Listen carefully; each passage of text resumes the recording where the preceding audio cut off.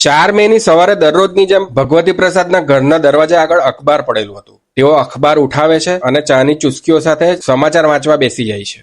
ધીમે ધીમે પાના ફેરવતા જાય છે, પરંતુ અચાનક તેમની નજર એક સમાચાર પર પડે છે અને એ સમાચાર વાંચતા જ તેમના હાથમાંથી ચાનો કપ નીચે પડી જાય છે. જે વ્યક્તિ દરરોજ અખબાર વાંચીને દિવસની શરૂઆત કરતી હતી, આજે એ જ અખબારની એક હેડલાઇન તેમના માટે આઘાત બની ગઈ હતી. હકીકતમાં એ સમાચાર હતા, જો કોઈ એવા વ્યક્તિને ઓળખતું હોય કે જેના ડાબા આંખની નીચે સ્ટીલના તારની સર્જરી કરવામાં આવી હોય, તો કૃપા કરીને નજીકના પોલીસ સ્ટેશનમાં સંપર્ક કરો.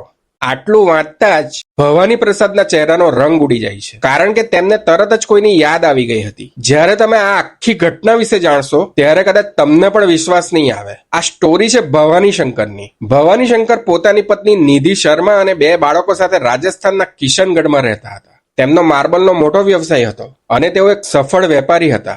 જ્યારે તેમના માતા પિતા ગામમાં રહેતા હતા. ભવાની શંકર પોતાની પત્ની અને બાળકોને ખૂબ પ્રેમ કરતા હતા, પરંતુ પોતાના માતા પિતાને તેનાથી પણ વધુ પ્રેમ કરતા હતા. એટલા માટે જ્યારે પણ તેમને થોડો સમય મળતો, ભલે એક દિવસની રજા હોય અથવા થોડા દિવસનો સમય મળ્યો હોય, તેઓ તરત જ પોતાના માતા પિતાને મળવા ગામ પહોંચી જતા હતા. આ જ બાબતને લઈને ભવાની શંકર અને તેમની પત્ની નિધિ વચ્ચે વારંવાર મતભેદ થતા હતા. નિધિનું કહેવું હતું, તમે વારંવાર ગામ કેમ જાઓ છો? આટલી મુસાફરી કરવી યોગ્ય નથી. મહિને કે 2 મહિને એકવાર જઈને માતા પિતાને મળી આવો તો પણ ચાલે, પરંતુ દર થોડા દિવસોમાં જવું યોગ્ય નથી. અને અહીં હું અને બાળકો એકલા રહી જઈએ છીએ. બીજી તરફ ભવાની શંકરને ફરવાનો અને નવી નવી જગ્યાઓ જોવા જવાનો પણ ખૂબ શોખ હતો.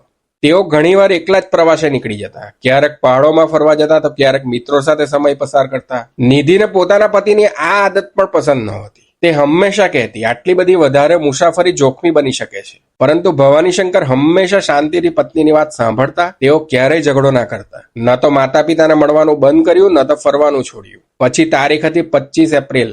ભવાની શંકર પોતાના કામમાંથી સમય કાઢીને ફરી એકવાર પોતાના માતા પિતાને મળવા ગામ પહોંચે છે.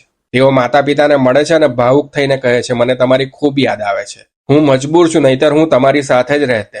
આ સાંભળીને તેમના માતા પિતા પણ ભાવુક થઈ જાય છે અને કહે છે, કોઈ વાત નહીં બેટા, તું અમને મળવા આવી જાય છે એ જ અમારા માટે ઘણું છે અને તારા જેવા સંસ્કારી અને કાળજી રાખનાર દીકરા પર ગર્વ છે. ત્યારબાદ ભવાની શંકર પોતાના માતા પિતાથી વિદાય લે છે અને કિશનગઢમાં પોતાના પરિવાર પાસે પાછા ફરી જાય છે. ઘરે પહોંચ્યા પછી તેઓ પોતાના માતા પિતાને ફોન કરીને જણાવે છે, હું સલામત રીતે ઘરે પહોંચી ગયો છું. આ સાંભળીને માતા પિતા પણ નિશ્ચિંત થઈ જાય છે, પરંતુ તેમને ક્યાં ખબર હતી કે આ તેમના દીકરાનો છેલ્લો ફોન હતો. આ તેમની છેલ્લી વાતચીત હતી, કારણ કે એ દિવસ પછી ભવાની શંકરે ફરી ક્યારેય પોતાના માતા પિતાને ફોન જ નહીં કર્યો અને તેમના માતા પિતા પણ પોતાના દીકરાનો એ હસતો ચહેરો ફરી ક્યારેય નહીં જોઈ શક્યા. પરંતુ સૌથી મોટો પ્રશ્ન એ છે કે આખરે ભવાની શંકર સાથે એવું શું થયું? અખબારમાં આવેલી એ રહસ્યમય હેડલાઇન જોઈને ભવાની પ્રસાદ કેમ ગભરાઈ ગયા? અને શું એ સમાચારનો સંબંધ ભવાની શંકર સાથે હતો? આ સવાલોનો જવાબ તમને સ્ટોરીના બીજા ભાગમાં મળશે.